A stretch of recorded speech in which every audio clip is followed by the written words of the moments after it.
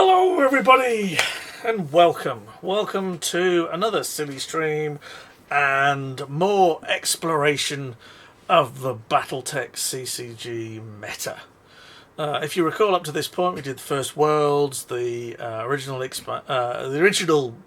set of cards, 300 or whatever else they were, Counter-Strike and Mercenaries, and then the very, very highly rated Mech Warrior expansion. And this set a lot of precedent, changed a lot of the meta. Everything moved quite quickly. If you think about Worlds being in August, then Mercenaries was November, Mech Warrior was February time, and everything moved after each of those significantly. The number of decks that came out after or were available after Mercenaries went up. The meta diversified quite drastically, and it's probably should be regarded as the heyday of the game. That period before Arsenal and after Mech Warrior, because when Arsenal came out, everything changed. Everything changed significantly. There was a huge hiatus. There was total chaos, and the question probably should be asked where to lay the blame. And there's probably only one place that the blame should be laying, but we'll explore that. So, after the Mercenaries article in Duelist 21, nothing came out in magazine 22. I suspect that was the interim period. Wizards of the Coast had done their thing by giving you a sample deck of some pilots somewhere along the line. And there were a few other people like Phelan who were producing articles on that. So, where do we get the first inclination of Arsenal? Well, there are two things, and I think this one comes first. This is the Wizards of the Coast website page, and Battletech Arsenal, the name speaks for itself, by Michael Brooks. Okay, so in March, and it sounds like I've got the dates wrong. Maybe it was September, November, January, December. But hey, it says March. Starts a whole new arms race with the Arsenal expansion, a bona fide powerhouse of destructive possibilities. Well, the fact that it wrecked the game makes that kind of apt.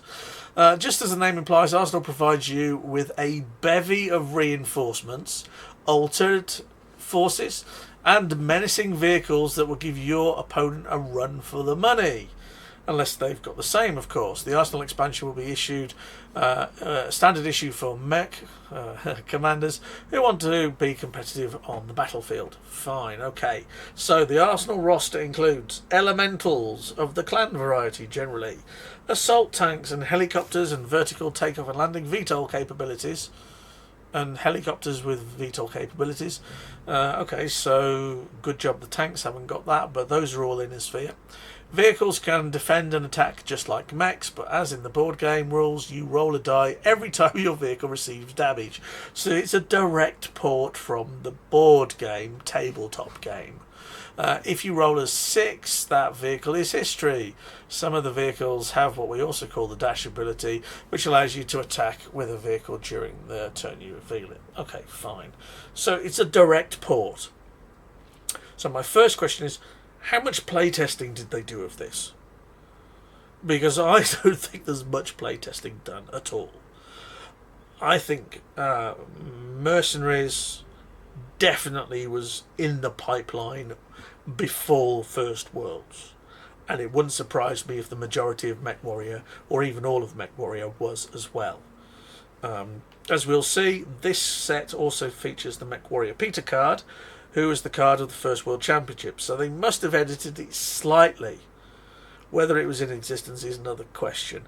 But this fundamental change, it's like it's like having tea or dinner where you have a main course, and if you're lucky you have dessert, and then somebody introduces something new and they introduce a starter, and you think, well, same amount of foods, do I need to cut back on the others? And then they put a fish course in and you think, oh my god, I'm going to feel bloated. Each of these courses better feel smaller, otherwise I'm going to explode. So it's a fundamental change in everything, and you wonder whether they've actually looked at this and how much tested this. Okay, to further support vehicles, Arsenal dispatches some of the cards that specifically enhance vehicles. Ramming speed is a mission card and does extra damage to an opponent's mech in the deed of heroic sacrifice. Okay. Other vehicle-only enhancements, such as Ferrofibrous Upgrade and Suicide Troops, are both potent additions to the vehicle combat deck. So they are anticipating a vehicle combat deck at this point, and they haven't released it yet. Okay, and if that's not enough new ammo, the Arsenal expansion also introduces legacy cards that give you strategic abilities with the influence of legendary personalities from the 5 Inner Sphere houses.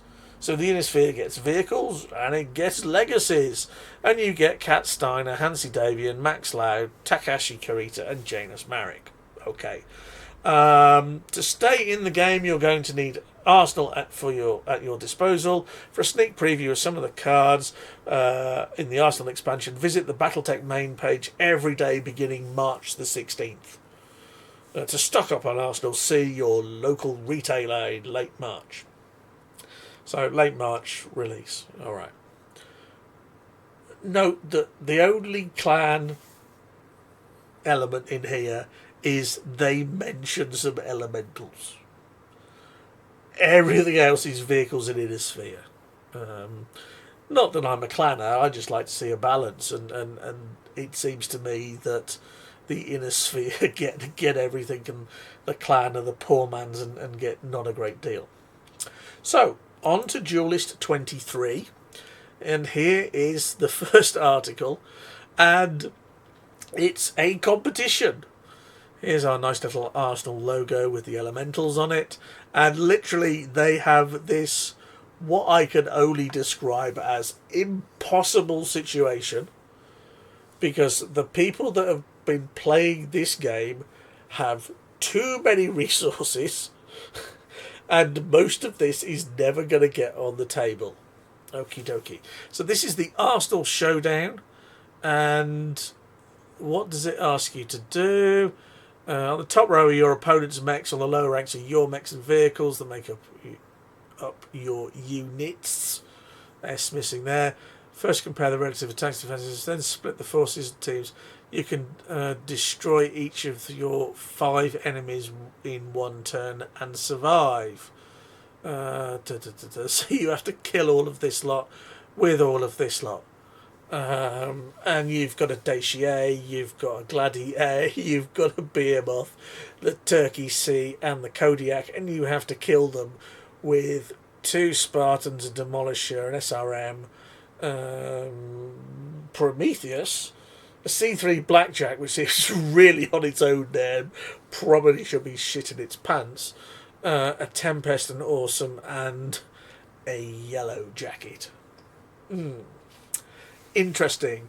And then you have to write the strategy down on all of this, and blah blah blah blah blah, and send it in. Postal vote. Okay. Alright, so we get to see a couple of vehicles, 3 vehicles, because you've got your Yellow Jacket, your Demolisher, and your SRM carrier, and you have to defeat this lot, which is never going to be on a table. This guy has too many resources, and you would never have got all of this in one go. In one game. You might be lucky to get one of these on a table, let alone 5 of them. So it's a purely hypothetical situation. Okay. Next up we have the Fire Falcon A Blow Their Doors Off art by Franz Verhinkel. A stunning piece of artwork, especially when you see the other mech in the background there. And What have we got here? It's a general Arsenal thing. New cards, new rules. So that's vehciles and vehicle die rolling, and throw in devastating elementals and heavy artillery, and you're ready to project some hostility. Okay, and that's the first time Arsenal appears, and then in Duelist 24 we get the Pinto popping up. No, is it the Pinto? Yeah, I think it's the Pinto. Get off the ground or end up in it. Quite like the logo on that. And again, they're telling you about new elementals and devastating vehicles. Vehicles, and arm yourself with cards that will get your high-cost mechs to the party fast. Oh, we'll see how good they are shortly. And then there's a Mech Warrior Battletech multiplayer Solaris advert in there. And then we get the Arsenal article. Who this guy is, I have no idea. Gashira, I don't remember him from anywhere, shape or form. It's a nice article, tells you about some of the bits and bobs. And then here is their sample deck. And this is where my beef starts. It's probably the only way to describe it. Okay. So, who needs mechs? So you've got the entire expansion, and you are saying ignore everything in the base game and 3 expansions that came before this. Okay.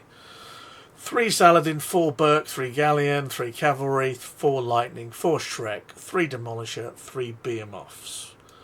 6 logistics, 4 munitions, 5 tactics, 3 weapons depots, and a vehicle repair barn. Vehicle repair barn in this deck is actually quite useful. Because remember, at this point, mechs only scrapped on a 6. Okay. And then they put into 5 token mechs because they fit with the resource lists. 2 CPZ Cyclops, 2 Galaclasses, and an Awesome. And they're even presenting it here. 2 hidden reserves, so you need to draw. 1 defensive embankment. 1 Keith Smith, which means this deck is generic and now aligned to St. Ives, probably. 2 front-loaded supply lines, 1 final push, and 2 ramming speeds. So their expectations at this point is that people are going to play vehicle decks. Okay. Now, as we've experienced throughout our journey, the articles in here aren't exactly written by the sharpest knives in the box, and not necessarily the most competitive players. And if somebody at this level is saying, I can stick a load of vehicles in my deck and it will be good, then you can project that the really smart people will look at this and say, what value am I getting and how much damage am I getting for my resources, and what are the idiosyncrasies of each of those units? And it's highly likely that they will optimize things. These are potentially min-maxer people and people that will try and do things to the extreme. This is the nature of card games. Get used to it, guys. So if you're coming out with a vehicle deck, which you probably have to market in order to get people to buy the expansion, people will look at it and say, do you know what? That's so much better than anything else we've got on the table. We'll run with that. And you know what's crazy here? They haven't even put the Night Sky in. The Night Sky with no buyouts at 2 cost. It's that bad compared to vehicles that it's not even put into this deck. Okay, and it could easily be done. Although maybe we're trying to be an St. Ives. St. Ives for Keith? Pretty sure it's St. Ives for Keith. But let's just check on Keith. 22L Keith. Where is he? Keith Smith. Davian St. Ives. So you could run him in a Davian deck. Look at the top 3 cards of an opponent's stockpile. Arrange them in any order. Use this. It's quite a nice little ability. For a computer nerd, for want of a better phrase. But, well, yeah. Why? What's going on here? And then there's a bit more on here. There's some credits about who designed it. And Glenn Elliott's in there. Tom Wiley and other things. I think they spelt Charlie's name wrong. I think he turns up later in the R&D challenge on that. R&D oversight from Wizards Jim Lin. Well, I'm not so sure he knows what the hell's going on here. There we go. And then they do a very nice little card list with the rarities and the types of vehicles, and you can see all of a sudden there's vehicles left, right and centre, and not a lot of other stuff in the 108 cards in the set. So their suggested deck is already predicting the future. Okie dokie. And then finally we get in the next duel list the nice Arsenal ad. And then that's the next duel list, and we'll leave that there because the next bit starts and moves into the next expansion. So the articles and history on this are there, and they support vehicle decks. So let's look at what we get. Well, as they point out, there are a number of things here to help you build your big mech decks. The trouble with those is that big mech decks are notoriously clan. Big mechs in the inner sphere don't really get anywhere close to double figures. Generally, there are exceptions. But as we know, there are a bucket load of clan big mech decks. So, here we go. Advanced manufacturing techniques. A straight 1 provides logistics. It's a 3/3. That's quite nice. Tap for resource, fine. Tap, add 2 construction counters.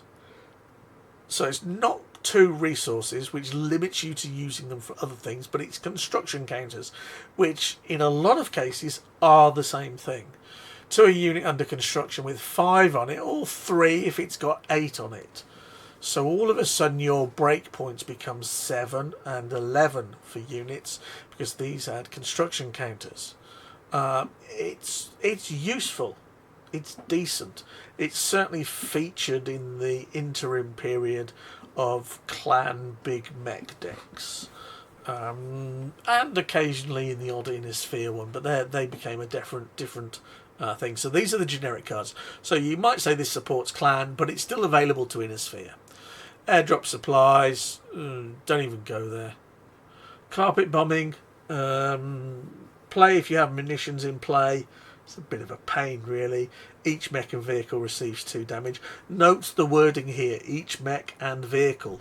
They put a dividing line between mechs and vehicles. Some things affect vehicles, some things affect mechs. And that caused an absolute clusterfuck of a shitstorm, is probably the best way to describe it. And this is how it would have manifested itself.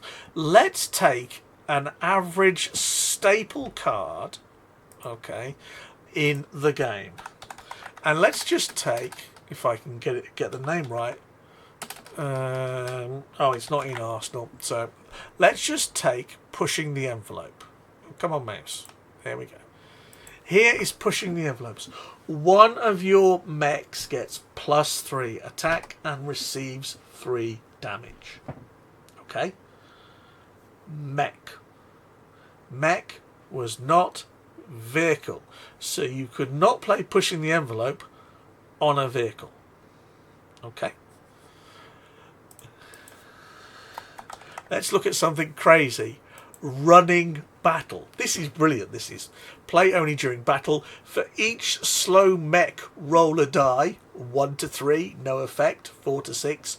That slow mech neither deals nor receives damage. Mech, not vehicle. Okay, so if you've got vehicles in here, you block a slow attack with a slow vehicle, you play this and it only affects them, not you, because they've got a mech, you've got a vehicle. Now let's try this. Massive battlefield confusion. Play only when blocking. Roll a die. No effect. 2 to 4. Return it to your hand after the mission. 5 to 6. Each mech deals its damage to a randomly selected mech. So no mech can deal damage to a vehicle. So I'm playing a vehicle deck. You come over with your mechs. I block. I play this. You shoot yourself. And I am stood there laughing my face off because this doesn't apply to me. They really, really didn't think about this at all, and it's not rocket science. practically everybody in the community who said, does this apply to vehicles? And when they said, no, it doesn't, they just went, you're stupid. That's crazy. You've just the game up. Okie dokie. And that was a huge problem.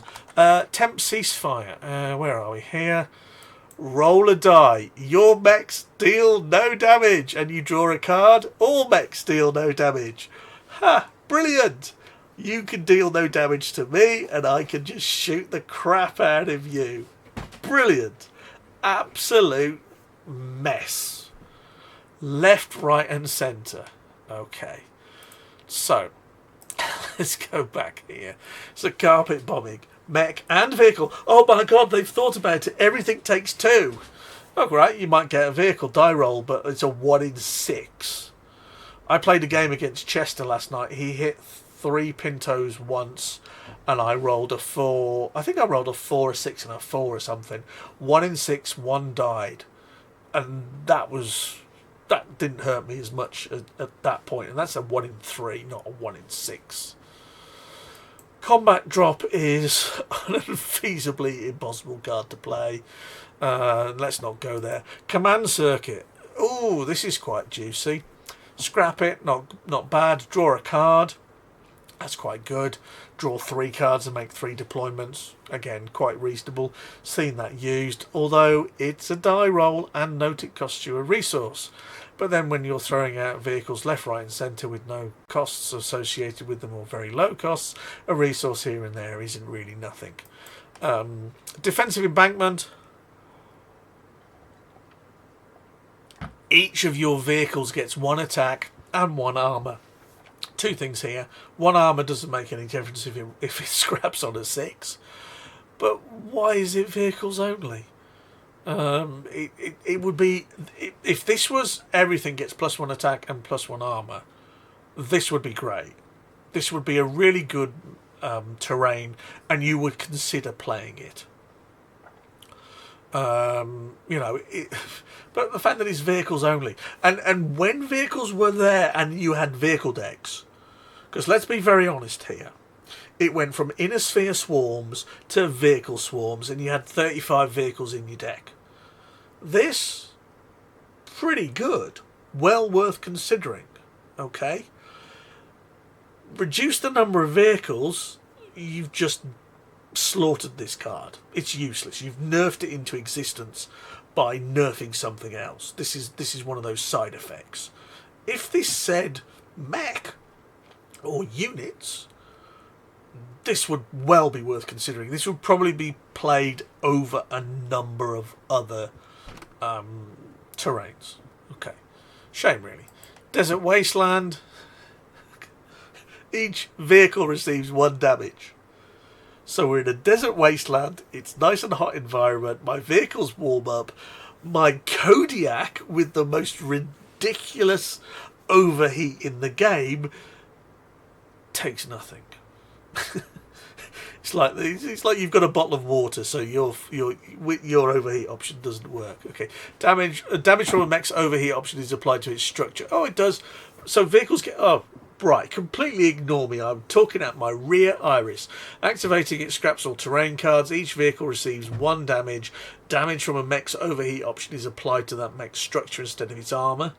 Well, again, that depends on how good their armour is. Use this ability.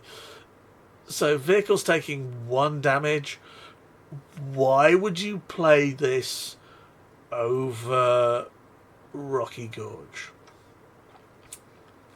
That's a question to ask yourself. Why would you play this over Rocky Gorge?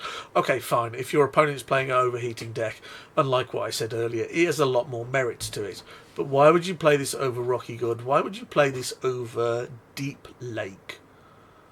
The only thing you can say is all vehicles get 1 damage. You know. And the simple answer is sealed, draft, and balance. So sealed, quite reasonable, decent terrain. You're going to get 1 damage out of it. That's not bad. Of vehicles, and it might be that it's useful against a deck.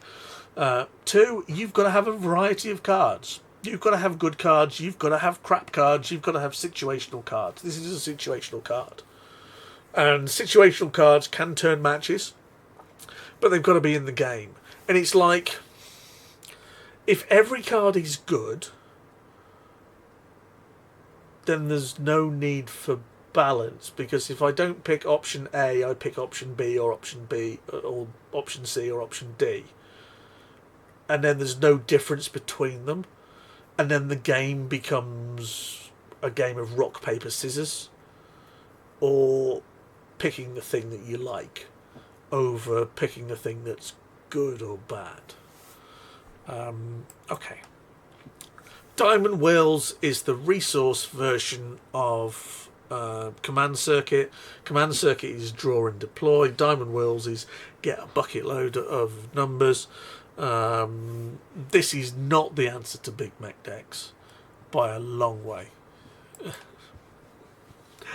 Enhanced IR said, this makes me cry.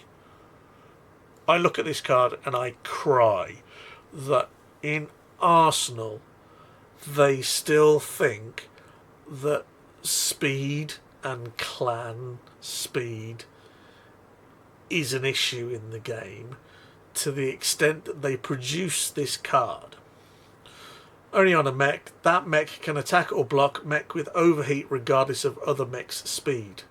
So any mech with overheat. Well, how many fast units have got overheat? And there's only a couple of the dragonflies, and that's it really at this point. So is it a slow blocking a medium?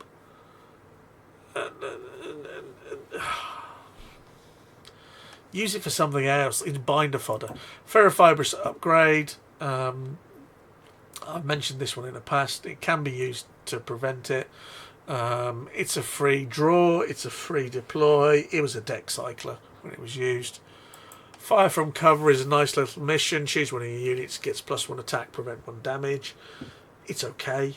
It's never going to break the game. It's not a bad little mission. If you drew this in some sort of draft or sealed, you would put this in, because with +1 attack and preventing 1 damage, it does the 2 things that you want in a mission in 1 card. One is to give you an additional attack of some description so you gain a kill, and the other is to potentially prevent a kill. And this does both. So it has some merit. You know, not bad. Never going to change the world. Front-loaded supply lines. I was surprised that this didn't see a bit more in the way of play. I think it got overshadowed by vehicle groups using Final Push. The fact that you can give each of your mechs and vehicles Alpha +2 means that this could go in for a game finishing deck where you attack with 3 or 4 units, and giving everything +2 takes you over the threshold which allows you to win the game by killing your opponent. Obviously Alpha +2 is quite a harsh thing if you have to deplete them, although if you're playing an L&T deck, because this requires logistics and the sharpshooter is tactics, then giving every one of your sharpshooters an additional +4, because it will have, the unit will have its original Alpha Strike and Alpha Strike +2, and you can use both options, and then the sharpshooter gives you +2 for each time you use your Alpha Strike. So this effectively is +4 with the sharpshooter, which is pretty mean. Nice Grouping is just a missile deck card. I suppose they've got to put something in to keep missile players in there. Never gonna see a great deal of play. Here's the aforementioned ramming speed. The image is way better than the card says, and literally it is a sacrifice for the dragon for vehicles. Choose a vehicle you control, roll a die, no effect. Vehicle gets +3 to 6 attack. Either way, scrap the vehicle. So it's kind of heroic sacrifice built in as well. It could be fun, but you need a vehicle deck, and they got slaughtered, as we know. Resource Broker, the other part of I love this. I love the way they say there are loads of ways to put big mechs into play, and they've put in 2 cards so far. Resource Broker, tap, put 3 counters on it, tap next turn, take 3 counters off it. I've done a bit of an analysis on this one. It's in one of the other videos. The longer you leave it, the more efficient it gets, or the better it gets. But if you think about tapping it for 3 this turn and then tapping it next turn to take 3 off, that's basically 1.5 resources, with the risk that your opponent can destroy it. Now, if that's destroyed, you've lost out. If it doesn't happen, then you've obviously gained 1 resource over 2 turns, because the comparable thing is to put a normal resource down, which is 1 this turn, 1 next turn.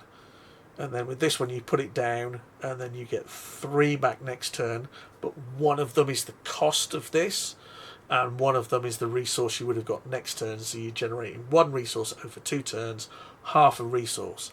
So when you put it like that, it doesn't actually seem that good. If you can get it to 6 and take them off in 3 turns, then all of a sudden it gets better. Unlikely Love Affair. This is actually quite a good card. It never went into main decks because it's an anti-elite card. Actually, scrap Unlikely Love Affair when it's revealed. Choose a unique command card in play and restock it. Note it says unique command card, whereas Assassination says unique. So you can assassinate Widowmaker or Prometheus. You could not give either of those mechs a love affair, although the pilots may disagree with you on that one. And basically it gets restocked. That's quite useful, of course, until they then play War Funds and shuffle their deck and bring it back to the top. Draw a card afterwards. It was one of the few ways of dealing with Kai without being very painful. War Funds. Possibly the best card in the game. Possibly the best card in the game. It's 1 straight up. You could scrap it for a resource. And then the ability to scrap it straight away after you've got your 1 back to go and pick a resource that you want from your stockpile and put that in is very powerful. And certainly this slipped under the radar a little at the start because everyone was playing shed loads of vehicles, and then once that calmed down, people actually started to work out how good this card is. Again, I've done an analysis on it. It's in one of the streams. And the other thing to note with it is not only do you get the card you want, but you get your 1 resource back. And if you wait a turn, you pay 1 for this, tap it to get your 1 back, and then you scrap it the next turn after you've tapped it for an additional 1, and then you get an additional resource for it. So let me go back. Tap an assembly to pay a War Funds, tap a War Funds to get my 1. It's the same as tapping my assembly, but I have War Funds out. So it pays for itself. If I then scrap it and get another resource, I've now got 1, 2. Okay. If I tap and pay for it this turn, then the following turn when I use it, so assembly, tap for this, 1, tap to get 1. The next turn I tap this and put another 1 out, and then scrap it for another resource and put that in. I get a ramp effect, I get a boost. So playing War Funds and straight away gives you a little boost. Doing it the following turn gives you a bigger boost, and that stays with you, so you are ramping up your resource base each turn. This is probably a good job. It's generic because it's in every deck in the game, basically. This is what gives you resource draw reliability. Some people, and there's probably a case to be made for it to run 5 or 6 and less resources. It's just an amazing card. Change the game. People say, what would it be like if you tapped and scrapped it? You're delaying the use of it. People should say it should be banned because it's in every deck. I don't think that's fair. That's like saying this. everybody benefits from it, so nobody should have it. And certainly I think it increases the reliability of clan decks more than it does in a sphere decks, generally because of the diversity of the clan resource base.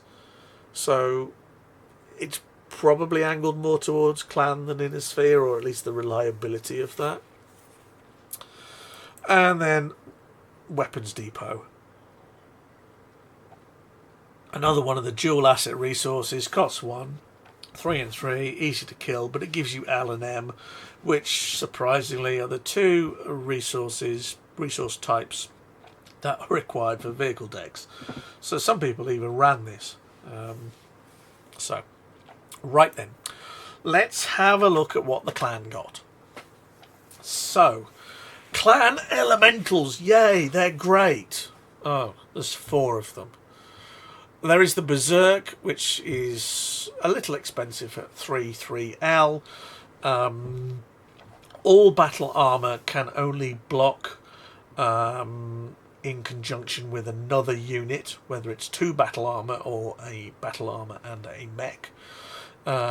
Each one has jump, each one has AP, and does one damage like this. Deal 1 damage to any target other than a mech. So it gets to do 1 damage to a vehicle. Yes! How stupid is that? It's probably appropriate, but shooting a Shrek or a Demolisher or something heavily armoured with a machine gun, yeah. Okay. Attacks and blocks at the speed of the fastest Omni mech. A lot of people miss Omni because there are clan mechs that are not Omni, and therefore people forget that. Jenna, Peregrine, a few others in there. Okay. Choose an engage mech. If that mech takes structure damage later in the battle, scrap it and Berserk elemental point. So it's a big mech or another unit killer. While we're here, we'll do the 1 cost Blitzkrieg. I think this is a very good buy at 1 cost. I've seen cases where people say this should be 2 cost. And if it was, I probably wouldn't blame them, because along with the jump and AP, this does +1 damage to everything blocking or blocked by it. So it's kind of like the Fanatical Leader without the initiative. Covert Elemental Point is a bit of a shame, really. Nobody plays this because all the other ones are so good. It's basically got long range 1. And then finally down the bottom we have the Skirmisher one, which you can tap to deal 1 structure damage to a mech that has damage counters on it. Kind of arrow 4-y. Most people don't use that ability or forget about the ability. So those are our 4 clan vehicle type things. They're elemental points. There's 4 of them. And you just think, okay, we get 4. And then you get a slew of mechs and command cards. So let's have a look at the units first. Oops. So we've done the Berserk. The Black Horse S Nova, 9 cost, certainly in the meta out of Arsenal. This didn't feature because anything above 3 just didn't hit the table, and this is 3 times that at 9. Later people played it in the Omni Mech Pod Case deck. It's quite good. The deck is quite good. It's worth a look. Swapping a Black Hawk D for a Black Hawk S at medium with 7 and 8 damage and AP, and the fact that you can jump this to play a mission if you haven't got tactics in play, although it has got a tactics buyout if you're playing it normally and not cheating it with Omni Mech Podcast, certainly is a very fast high damage deck worth considering. Black Lana A is actually a good unit. It doesn't feature much in Constructed because at 7 cost it's too expensive, but when you draft, then having fast mechs is quite good. Having a big 1/7 body is quite good. Having a 1/7 body with ECM is really good, and 5 damage is nothing to be sniffed at. Getting rid of this puppy is a real pain in the derriere. It's a 2/7/5 fast.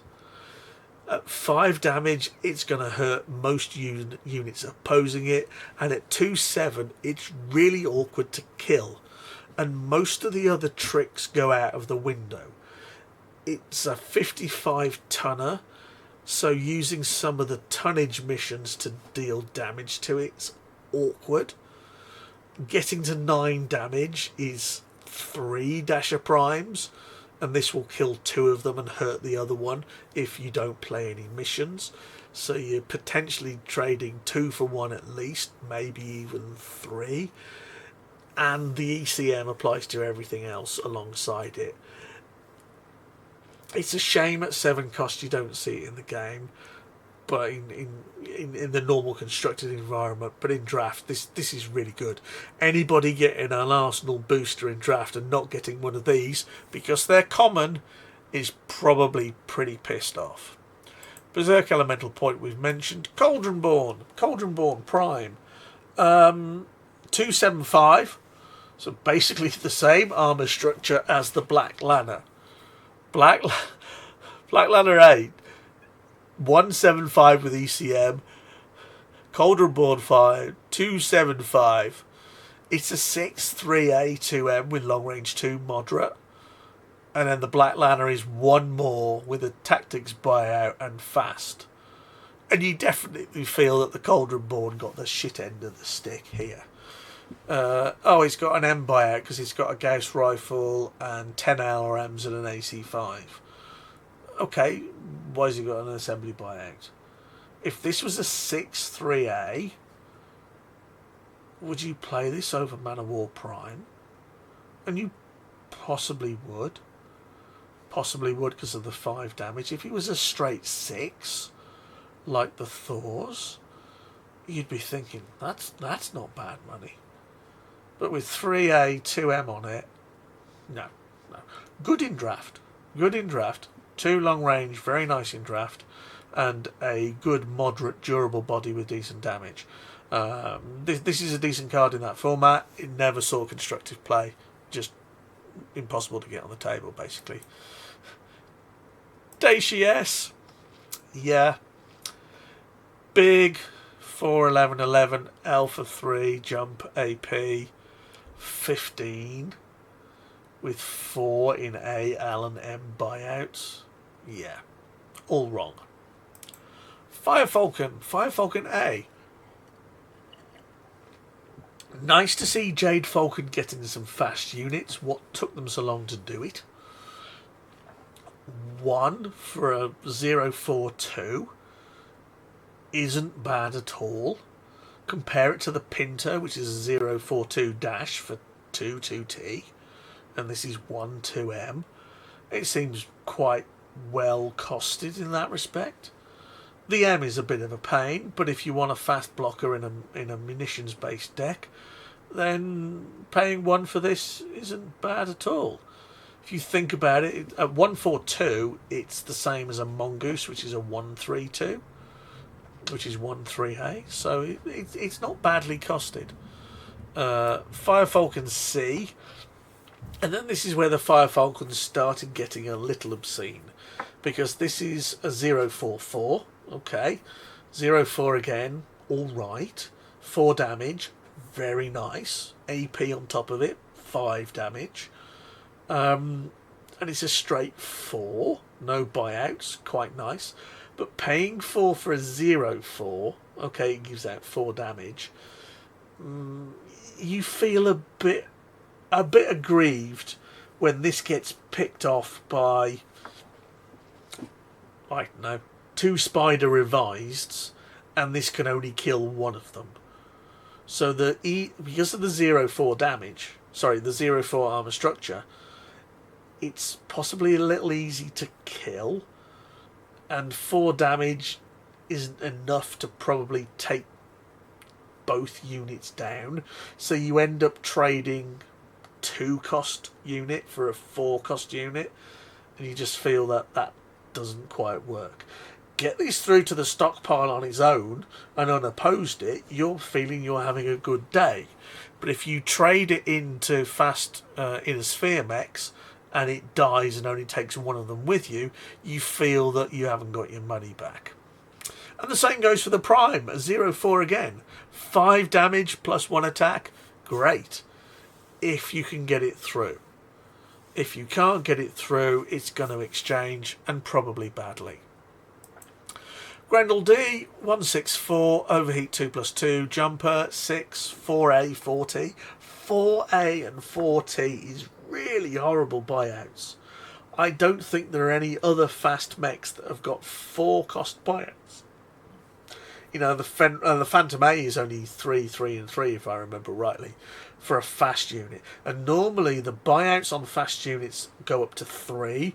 The buyouts on moderate units go up to 4. And the buyouts on slow units go up to 5. So this one seems a little bit of an exception. Never really saw it play. The overheat 2+2 only gets it to 6. It's not a resource killer. Yeah, nice to see a smoke jag unit though, a fast smoke jag unit. Grizzly 297 for 8, 4A 4T, jump long range 2. Didn't see much play. Useful in draft, binder fodder otherwise. The jump is quite nice ghost bear wise. Kodiak, the mech that basically kills itself, dealing damage. Yeah. And what you've got to imagine here is this is a big mech at 15, and I could have 6 demons for my money, and each of those do 4 damage. So I could do 24 damage, and you've got that on the table, which, if it half kills itself, does 14. Linebacker C, it's got the right assets at 285, overheat 1+1, 7, 1A, 1T. It's okay. 7 is a bit expensive. 285, it's just got 1 armour and 1 structure when compared to a Black Lantern A. Black Lantern 175 ECM. It's effectively a 2-7. 5, the overheat's quite useful, but they cost the same, and this is moderate. So, yeah. Madcap Pride. 293. I'm paying 11 with 2 assembly, 2 munition, 2 tactics buyout, and I'm getting 3 damage. That doesn't seem that great. Most of its potential is locked in options. 3 missiles and an overheat 4+4. Yes, you can get a lot of damage out of it, or no, you can get no damage out of it and overheat and kill itself. It's a shame, really, but it's binder fodder. And it's rare. The S, 298, bit better damage wise, 10 for 298, overheat 1. You're getting 9 damage for 10 resources, seems pretty reasonable. Mad Cat, yeah. Nitro SC, 298, jump 1+1, long range 2, 9, 5A, 5T, fine. Nobunori Nin, 175, missile 2, overheat 2, 1+1, big cost of 8. Pouncer D, 8 cost. Shadowcat A, 5 cost, 165. 5 cost for 5 damage isn't bad, just a tactics buyout, potentially playable. Shadowcat B, 163, missile 3, 3A, 3M, 3T, way too many buyouts, way too much cost. Skirmisher Elemental we've talked about. Thor M, 266, jump, long range 1.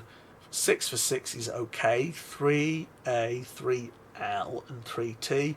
So this lends itself to a Jade Falcon Elemental deck, really, with those asset buyouts. For the money, just 2-6 just feels a touch fragile.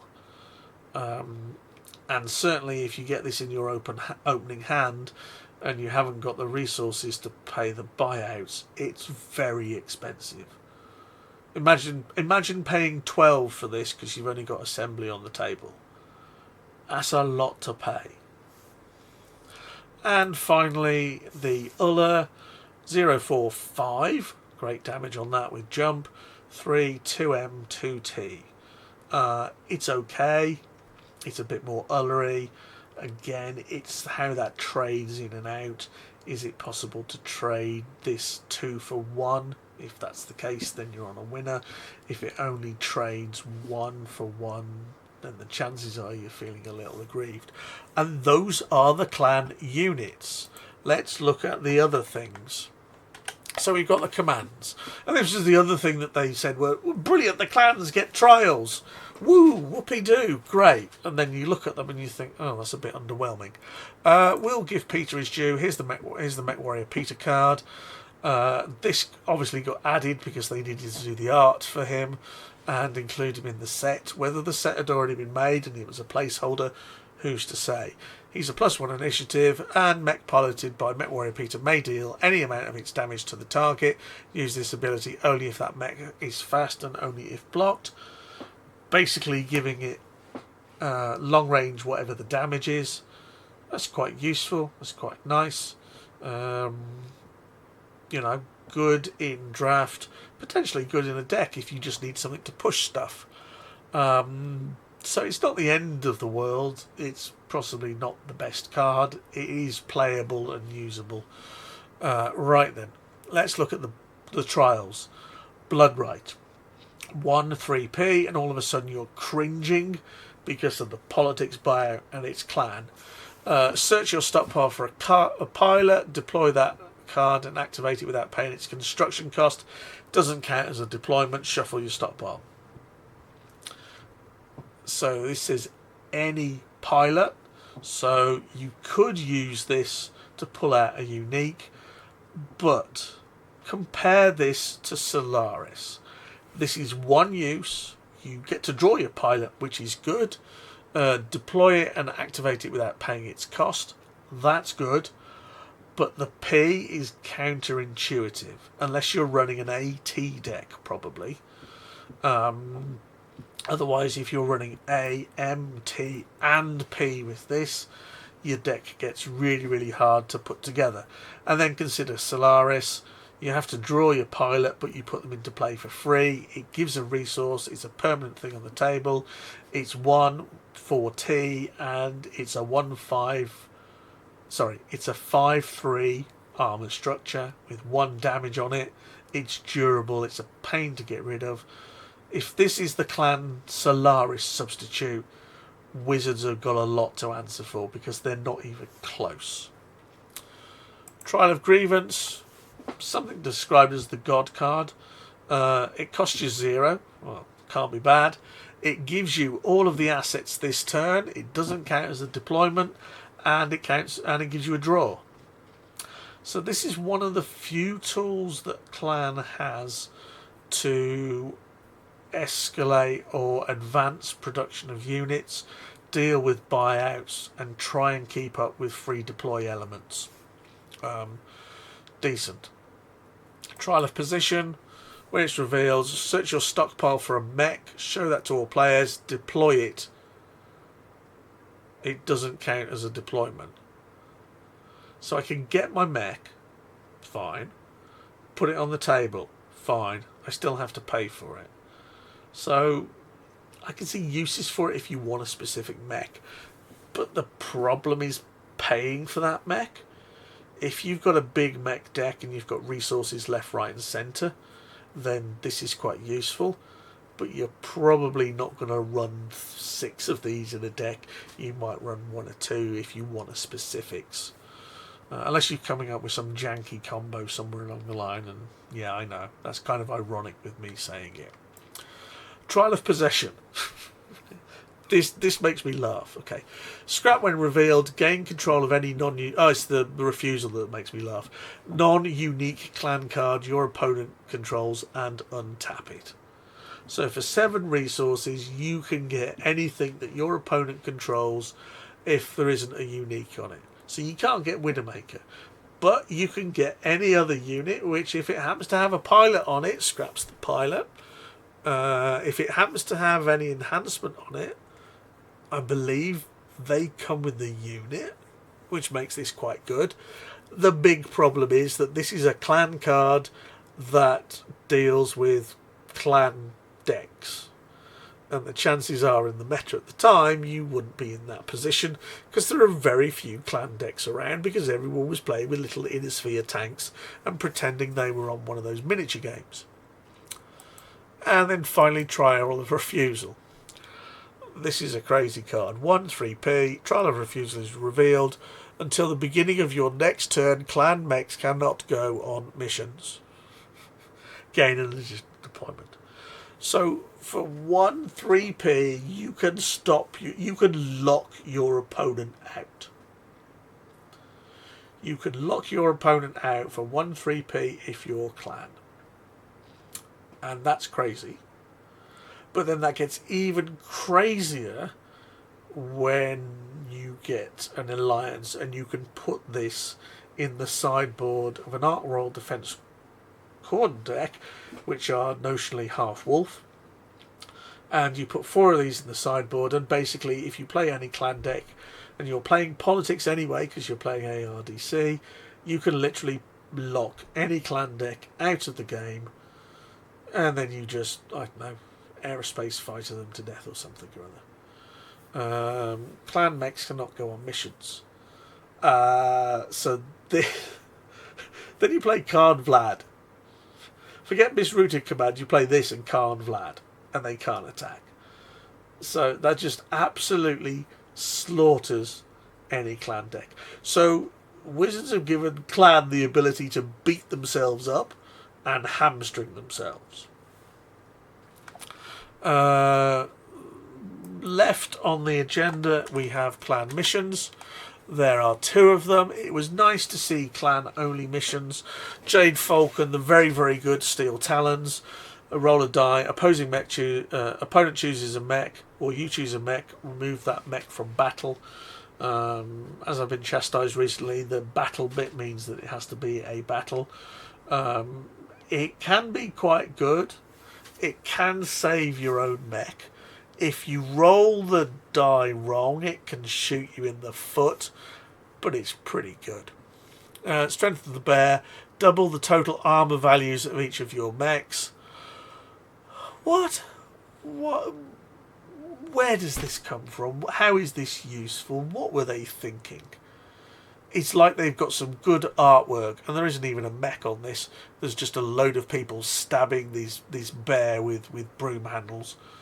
And were Ghost Bear decks renowned for heavily armoured mechs? +1 is the same as ECM, and I can have an ECM unit. So why would I play this?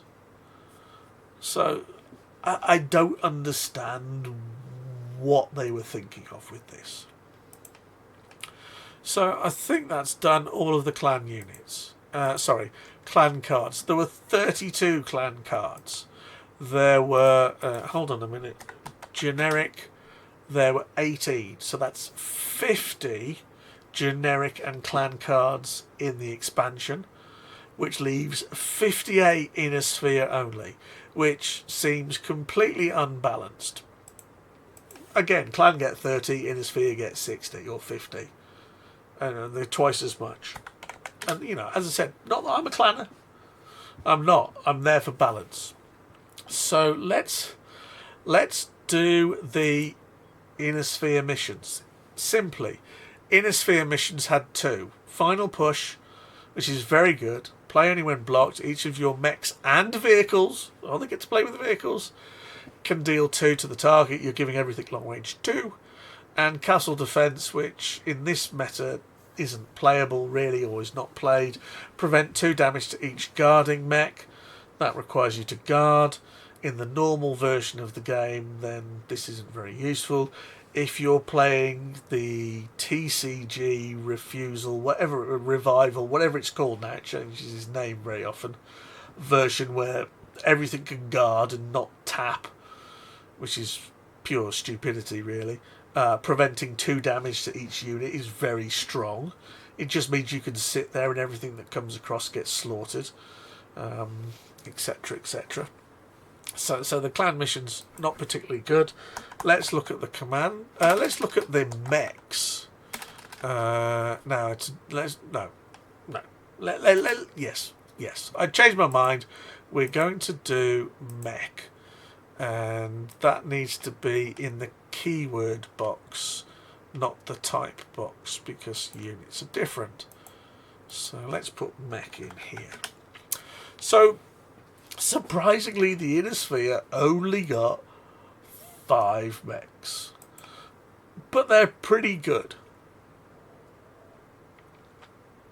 The 062 Spectre jump ECM makes it effectively a 162, which is what you want for Inner Sphere, and it's fast, and it's 3, 2A, 2T. It kills a dasher, it comes out quick. It's a very good unit for Inner Sphere, and this thing popped up in most decks along the way. And the picture's pretty cool as well. I do like the picture.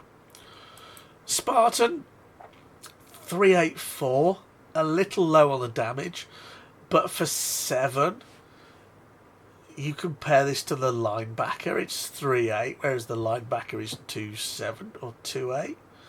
Can't quite remember. The overheats are comparable. It does 1 less damage, but they both cost 7. But this is important because it's one of the few big Inner Sphere moderates. There are not many Inner Sphere moderates that can take this kind of punishment at 3.8. Okay, it doesn't do a great deal of damage back in comparison, but this is good for the Inner Sphere against Clan Big Mech decks. So that's 2 positives so far. The Pillager, 4.11.8 for 11. It's not too bad. If you look at the 4.11, that's complementary to a Daishi. So it's pretty durable. The Daishis start at 12 for the one that does 7 damage and has an overheat. So costing's about right. But it's one of the very, very few Inner Sphere units that costs double figures. It's one of the big boys from the Inner Sphere. And the fact that it looks like it's got an alien headpiece on it. Again, decks were made around this. Pay lots of small things to block and then get your assault mech specialist, double overtime and whatever else to get a big mech out. 8 damage killed most clan fast mechs. So that was a pretty viable unit. The Chameleon, 163 jump, moderate again, 3 2A, potentially viable and playable in Inner Sphere swarms. 1 or 2 people will be looking at that and saying, I don't see it. I will prove that to you in a future stream. But this could easily be played in an Inner Sphere swarm. It's a moderate and it's generic. You're not tied to a faction like you are with the Wolfhound. It's a 163 as opposed to a 153 overheat. Versus when you're comparing 3 2A to 3, it's viable. It's definitely playable. And then finally, the worst name in the game, the Bandersnatch. The latter half of that name is slang in the UK for the female anatomy, and having a bandy one is not good either. 274, Missile 1, Alpha 2. It didn't really affect the meta. The only thing that it has on the meta is the fact that it's got an L and an M buyout. So of the 5 units, this is by far the weakest. All the others featured or were good or had potential. Never seen the Bandersnatch in a deck. So let's take that out. And let's look at the Inner Sphere commands. Because they get legacies and they get loads of other stuff. Mech Recall, okay, it's Liao, it's 4-2p, but for 4 you can put a mech back in your opponent's hand, which if they've just spent 20 plus on their Daishi and you mech recall it because there's a problem with one of the fuses in the foot and it's a warranty claim and back it goes into the shop, you're very happy. Think about what you're recalling and how much it costs. If it costs more than 4, you are effectively ahead on board resource-wise. Chaos March Veteran. This is Liao Marek Pilot. Costs nothing unless you've got tactics in play. +1 initiative, +1 attack. That's nice. And then if it's in a battle, it gets +2. And a common strategy after the vehicle mess up was to put this on a Wraith 173, which gave you 6 damage, which was enough to kill a Phantom, and a nice combination, and arguably one of the reasons why I didn't get a trip to the United States. But that's another story. Coordinator Theo, 4-2-1 tactics, counts as Theo. Making a deployment costs each opponent an additional 0-2L. Who thought this up? Who thought this up? So if you can get this down early enough and your opponent doesn't have logistics, you can effectively lock them out of the game. So not only have the clans screwed themselves with the trials, the Inner Sphere get a tool to screw them too. Okay, yes, you've got to draw it, but if you can, it's a game win. It's a stupid card, or the effect of the card is stupid. And this is what led to the 16-card wonder Donald Focked Limbs deck, which locks people out of the game and wins. Dan Allard, I think I've mentioned. Good pilot. 2. The politics is a bit awkward, but who gives a shit when you've got Solaris on the table? And the fact that he has a reassigned pilot mission card built into him, in the same way that Victor has a fanatical fruit bat and Kai has carpet bombing and tactical superiority and stuff built in. And he can reassign himself, which is even better. So he's a slippery eel, because if you kill the mech he's on, he moves himself to a mech that's in that group without a pilot on it, and you can't kill him. So he's good. He's good. I like Dan.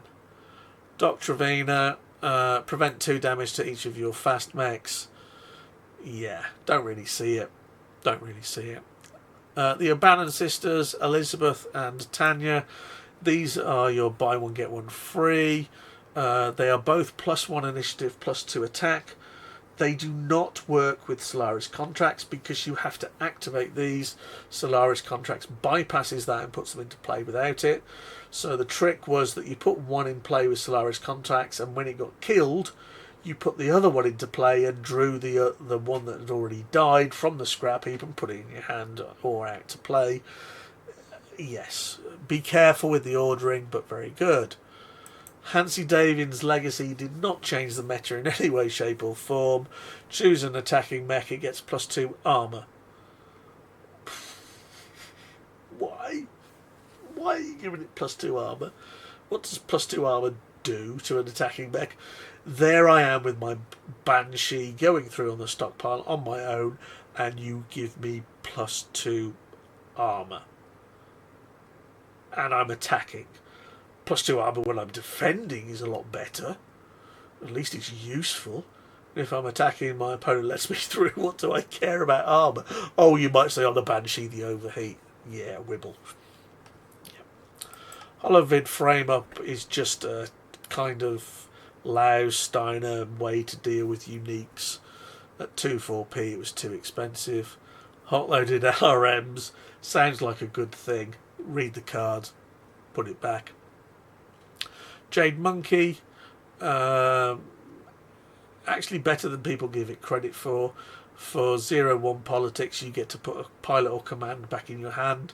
Why do I bother when I have a more generic black market connections that I can scrap 2 resources I'm not using to get this back? Nice idea, bad implementation. Janus Marek's legacy. Each of your mechs costs 1 less to activate. Fine. Politics buyout makes it awkward. Unique, 1 in a deck, hard to draw, unplayed.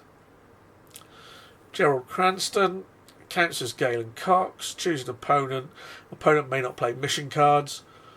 Yes, but then when you've got a meta that revolves around putting lots and lots of L&M tanks all over the place and nobody's playing missions, this guy is practically useless. Jump troops are a poor version of suicide troops. Tap initiative +1 and target gets +2 attack. If target is damaged, attacking player may choose to redirect 3 to jump troops and scrap it. So effectively I've given it +2 attack and 3 damage, and then this gets scrapped. And you just think, well, I'd rather play a heavy fog to keep my whatever it is alive than do that. Kat Steiner's Legacy. This is actually quite good. It just didn't make an appearance for a number of reasons, and then when you've got the politics requirements of ARDC, this allows you to play a more interesting deck. Basically, you get to play, you get an addition, you tap it for an additional deployment, which is quite nice. Keith Smith, we mentioned earlier, top 3 cards. It's okay. It works with L, but nothing else. Max Lau's Legacy is actually very good. Ignore construction costs when you activate subterfuge cards. That's huge, because the subterfuge cards, Inside Job, Bribe Pilot, Mech Recall, as we see up here, they have big politics buyouts, or they cost a lot, and getting these for free. And then with Commander's Edition later, the upgraded Sun Tzu, where you can return them, means you literally play them each turn for free, which is really strong if you can get them both on the table. Cheryl Murray, scrap a resource from your hand and draw a card. So it's got to be a resource, and I've got to draw a card with it. Yeah, she didn't feature much either. And the same goes for this Car Showground of Secret Build-Up. Didn't feature. Suicide Troops did feature in various decks. Maximus's Suicide Liao or Apocalypse Allow is one good feature of that. I've covered these in there. It didn't become meta. It became annoying to track all the counters left, right and centre. Takashi's I'm a little surprised of that it didn't get more reception. If you control no Kurita cards in play, scrap Takashi Kurita's Legacy. That's the same for all Legacy cards, basically. Otherwise you cannot scrap it, so there's no way of getting rid of it. Note that it says cannot be scrapped, and I think Unlikely Love Affair restocks it, so that's one of the few ways you could potentially deal with this. It cannot be scrapped from play, so you can't damage it, but restocking it might work. I think that's an interesting rule. Choose one of your attacking units. That mech gets +2 attack. Use this during ability. That's huge. Okay? You don't tap this. So literally that's giving your entire... As long as they are separate, it gives everything +2 attack. So if you're in a position where your opponent's got 2 blockers, you've got 5 units, and you need to do 20 damage, giving each of them +2 is one of the methods of moving to that. And at 3p, late game, paying 6 for a win con, it's possible. As I said, I think this one snuck under the radar. A lot of people have missed this, unless I'm missing something. Tanya we've talked about. Tamano Lau, tap or untap a command card. So he's Steiner, so you can use him to tap or untap Keep Smith. Why you would want to untap Keep Smith to look at the same 3 cards again, I don't know. But you could use him to untap Adam Steiner, who then untaps your Bear of McKinsey Hammer, and then go through the process again. Vehicle Repair Barn. This actually misses from a number of people. Repair 1 point of damage to each of your vehicles. So this is like assembly ability on steroids, because it's 1 for everything. 0, 4, 3. That's pretty decent. 1 to everything requires them to have 1 damage, which some will, some won't. Given vehicle swarms, this was probably quite powerful, and then they reduced the number of vehicles, and then it disappeared out of existence because it's completely irrelevant, because you probably haven't even got vehicles on the table. And then Zhang Zhen Deguan Terrorism. Scrap it when it's revealed. Choose an opponent. If the opponent makes any deployments during his next turn, deal 4 damage to his stockpile. If not, deal 2 damage to yours. Make an additional deployment. So 3 cost for 4 damage. Situational. Or 2 to yourself. you can see why it wasn't popular. So let's get around the command cards. We've done missions, we've done mechs. Let's look at the vehicles. And there are a load of them. And I'm going to do these in cost order. And we're going to start at the top. An Ontos 366 Missile 1. That's quite nice damage. 6 damage for 6 cost. Okay if it's a unit. Vehicles were generally undercosted. This one seems a bit expensive. And if it goes pop on the first go because you roll a 6, you're a bit pissed. I've paid 6 for 6 attack. Someone's hit it with a Cyrano for 1 damage and it dies horribly. What a waste. Puma 272 Missile 3. Similar kind of thing. It's got to be a missile deck. They're playing A and L asset buyouts. Oh, what are you thinking? Zephyr's not too bad. It's fast. It's got ECM. And it's got dash for 3. Alan T, okay.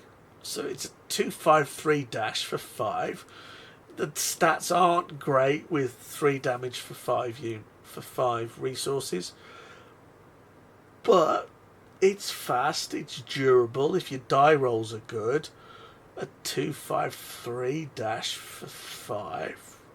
It's got better stats than a Phantom B, which is 1 less, arguably.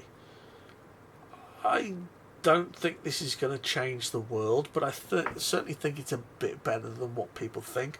Obviously, if you roll a 6 and you've paid 5 cost for it, then that's pretty naff. But if you play this in draft, and you've got 1 in your deck, and you're looking for a fast final 3 damage from somewhere, it's worth consideration. SRM Carrier. Deal with me at your own cost. 5 resources, 1 armor, 1 structure, 9 damage. The glass cannon. Trouble with this is so easy to get rid of. If you can get it on the table and get it to stick, it's gonna hurt something. Last time I saw this, I was playing the sealed tournament. My opponent put this on the table. I'd fortunately got a cavalry in my hand, and I played it and attacked it and killed it outright straight off. Because 9 damage hurts. If you can get this on the table and get it to go to your stockpile and you play unopposed on it, that's gross. But whether you can do that is another question. The Flame of Behemoth 373. Nice and durable even at 4 cost. Missile 1, Alpha 2, AP. It's slow and can only block unless guarding. But when you compare it to the Puma at 372 Missile 3 for 5, this seems a bit better. But at 4 cost 3 damage Alpha and a missile, it seems durable, but Demon. I like this. It's a 3-2L, so it's a single asset buyout. Very good. 2-6 is nicely durable. 4 cost out of the damage. Long range 1. Better than what people think, I think, with this one. The trouble with this is that it's 3 cost for 4 damage, and it gets overshadowed by the Shrek and the the Burk. But this is quite durable, and if it's a 6 roll, it's probably going to stick around for a bit. I quite like it. The same really goes for the Demolisher. It's a 3-5-2, which isn't too great.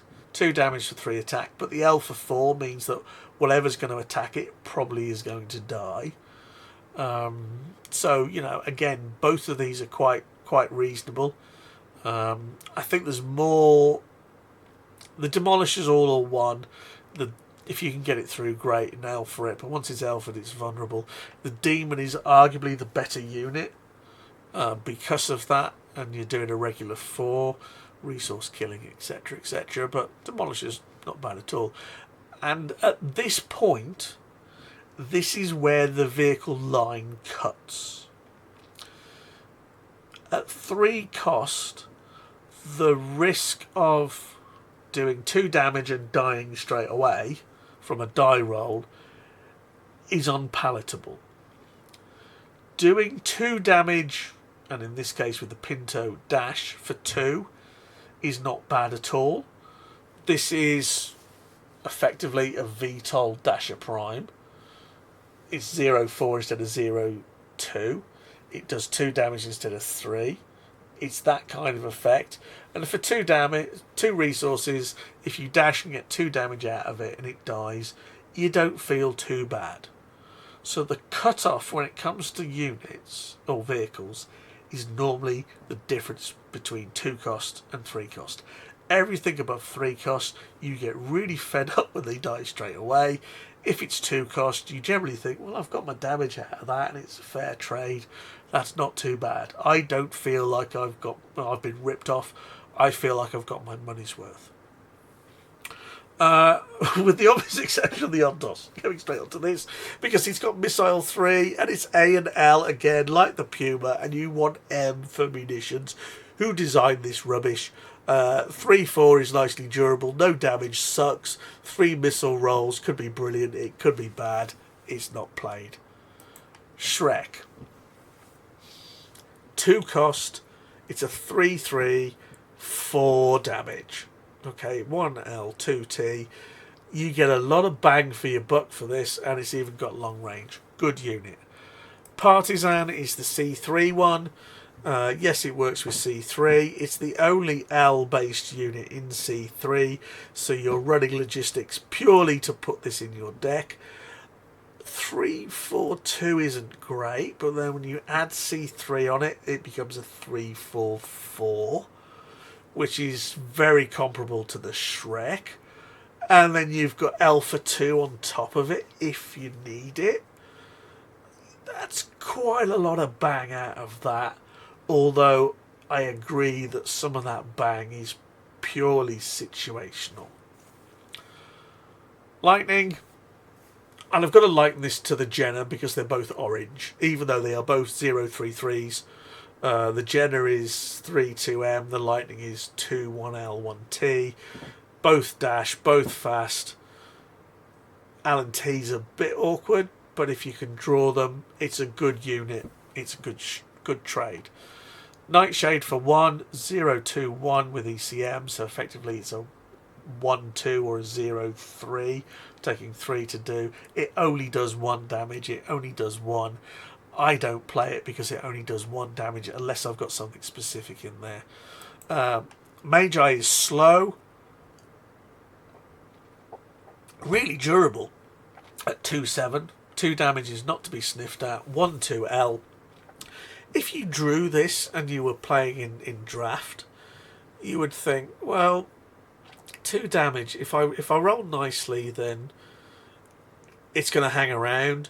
And 2 damage isn't too bad for 1 resource. It's not going to change the world, but it's better. Most people, however, prefer the Galleon at 0-5-2, moderate 1-2L. So 0-5-2, what's in that kind of region? There's not a lot of inner sphere mechs in that region, and most of them would be 2 cost. The thing that probably comes to mind is the Falconhawk, which is a 0-6-3. Yeah, so vehicles definitely undercosted. Burke, 2-3-4, 1, can't block unless it's guarding. Who cares? I'm attacking with it. Bulldog, 2-3-3, 1 resource for 3 damage. No restrictions on blocking. That's a very good value. Definitely good value. Cavalry, 1 resource for 2 damage. VTOL, dash, good unit. J-Edgar I think is a little undersold. I think the L&M buyouts aren't great. The fact that it's fast is nice. 0-5 is reasonably durable. It's just the 1 damage with AP doesn't stop a dasher, and that's probably what hurts it. But as a fast blocker, it's okay. 0-3-1 warrior, VTOL, dash, yellow jacket, 0-3-2. No, this is moderate. It's moderate. 0-3 3A, 2L. If I've got those in play, who cares? I'm playing nothing for it, and it's free, and I get a long range, and I get to deploy another one. And our Saladin is 0 cost, 2M, 0, 2, 1, L for 2. Bulldog, 2, 3, 1, Missile 1, 0 cost. This has got this. So let's put this in context. If I've got logistics in play, this costs nothing. If I've got assembly in play, a Dasher Prime costs me 2. This is a 2, 3, 1 damage Missile 1. My Dasher Prime is a 0, 2, 3 damage. Okay, so for 2 less resources, I lose 1 damage. Okay, missile's variable, and I have more armour and more structure. This shows how crazy vehicles were. This is arguably even better. 2, 3, 2 for 0 again, and we have the Cyrano at the top here. 0, 1, 1, the little chopper. Note this says fully constructed when you reveal it. You cannot put this out on turn 2. Because if you've got logistics or tactics in play, it's not fully constructed when you put it on the table because you've got to pay the buyout. So it doesn't dash on the very first turn effectively. So you just got to be careful with that. What this led to was people playing vehicle decks. Pure and simple. Look at what we've had from the clan. You've got some elementals which take 4 damage and they dish it out. But why am I paying 3 for an elemental, or 2 or 3 for an elemental, when I could have that from a Berg? Okay, and elementals are limited to, at the time, 4 of them times 6 in a deck, and arguably people didn't like the covert one that much, and I can play a deck full of vehicles. This, coupled with things like I said earlier about pushing the envelope and temporary ceasefire and missions not applying to vehicles, led to absolute chaos. You have a card game about mechs, and nobody plays mechs because these vehicles are infinitely better. They are undercosted with a drawback which isn't actually that great. And people just played vehicle swarms for a few weeks, and then it got serious. And lots of people got very pissed off, and rightly so, for those reasons I've outlined. Game about mechs that's all about tanks instead. And the stupidity of it. And one has to ask, did Wizards test any of this? And I suspect the answer is no. The problem here is that this is such a fundamental, obvious change in the meta that nobody understood how they could not foresee this. Yes, you can see card combinations, or you can't foresee card combinations that it takes smart people and those guys that like doing combinations and permutations and things that work in order to pull them off. And invariably, they pull off 50% of the time at best. Okay, there are exceptions. Okay, but how they didn't see a vehicle-only deck, a vehicle swarm, not absolutely destroying the rest of the meta, I don't know. For those of you that are the videos, go back a few, and I did Beaker's vehicle swarm, which is literally a deck of 30 plus units, most of which draw a card. Oh, we're missing some of the battle armor because we are missing, where are we? Where is Sloth Squad? Mech receives 1 to 3 damage. So this is a 2-2 with a potential 1 to 3 damage on top for 1. That's a damn good buy. And then the other Sloth Squad is a battle armor, and the other battle armor is Battle Armor Squad. They obviously had a good day when they named that. 031 AP. It's junk. Why am I paying 031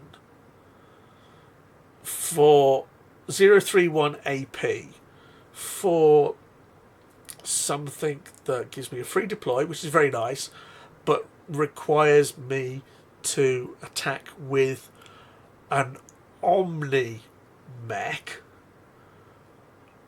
And hold on a second, how many Omni mechs at this point are in the inner sphere? Somebody write me the answer down to that, because I'd love to see it. Because I think the answer is a big, fat, sweet nothing. So they've just copy and pasted the text from Battle Armor. So this is always slow. So why am I paying 1-2L for a 031 AP free deploy, when if we look at one of the Bulldogs, I could play this 032 for 0. Costs less. Okay, there's buyouts on it. They're both slow. It has better armor, better structure, more consistent damage. Why am I paying 1-2L for something where I could have a 1-1M, which is a 2-3-3 and doesn't require anything else to block?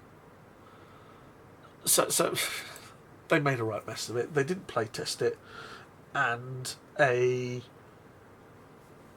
smarter community absolutely took it to the extreme. And there was chaos. There was absolutely chaos. You have rulings left, right and centre about things like temporary ceasefire.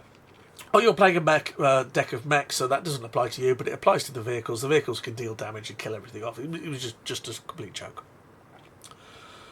And they didn't believe it was until someone really showed them how to do that. We'll talk about that in a bit.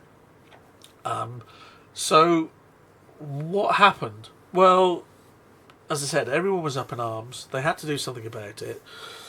And I remember this quite vividly. They posted a link to a web page which had a survey on it. One of their own pages, I believe. That was put in the digest, it was put on Alpha Strike, it was put on the main website.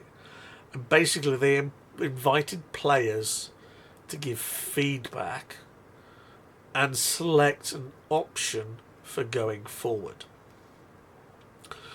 And amazingly, most people chose the same option, but everyone had the same thought. The only option was they had something like make vehicles scrap on a 4, 5 and 6. They had make vehicles scrap on a 5 and 6 and limit them to 10. They had leave them as they are and limit them to 20 in a deck or something. There were about 5 options. And none of these again seemed thought out. Why 10 when your numerical base of cards in a deck is 6? 6 copies of any one non-unique card, except for basic resources. 60 cards in a deck, 6 copies of that. Why choose 10? Why not choose 12? I think everyone said that vehicles were undercosted for a die roll of 1 to 6, and that a 5 or 6 scrap stroke 1 in 3 was reasonable. And by limiting them and increasing the chances, that seemed fair. But again, they didn't seem to think of the options. They just seemed to want a solution. And it was a short-term thing without any longer-term thought. And everyone said 12 in a deck, 5 and 6, that's pretty reasonable. And ban vehicles from tournament play and all that kind of stuff. Yeah, if you want, you can house rule that. So what we'll see, because I've gone on for quite a while about Arsenal, this is an epic expansion. I've got to say that. It's an epic balls up. From the heights of Mech Warrior, albeit somewhat imbalanced, I would say, Mech Warrior. It favoured the Inner Sphere, especially with cards like Solaris. Then nobody played Clan in Arsenal because nobody had access to vehicles. Everyone just spammed vehicles. And I've got that. I'll prove that. I'll do that next time. I'm going to look at the vehicle decks that were being played before they changed the rulings on it. And then we'll look at what was played after those rulings, but before Worlds. And I've got a really good example of that, which I want to share with you guys. But this is basically the beginning of the end, because it really pissed a lot of people off. And some of the rulings, and then they weren't particularly quick to deal with it. They just said, "Oh, get on with it, it's fine," when it was blatantly broken. And I don't think they realised they had a problem.